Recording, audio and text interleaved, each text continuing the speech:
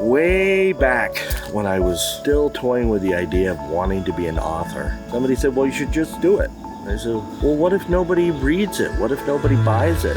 And this is probably the only useful bit of advice I have ever gotten from this individual. Doesn't matter. Write it for yourself, if nothing else.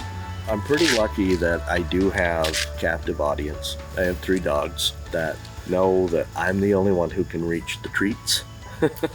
And I'm the only one who can open the bin, feed them. They really go along with anything I come up with. Listening to me read my stories aloud, fortunately, they'll hang on, mostly because they think that there'll be at least a biscuit at the end. But they were right. If you've got a story in you that you want to tell it. Don't stop it because somebody else might not be interested. I didn't realize until that moment that I was giving somebody else the right and the power to validate my feelings, my experiences, my dreams, my ambitions. No, it doesn't depend on them.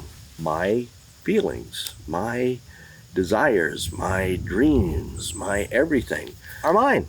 Your approval is not needed, and I'm not going to pursue it. So even if you don't want to become a published author, if you have a story you want to tell, if you have a poem you want to get out, if you have feelings and emotions that you want to express them.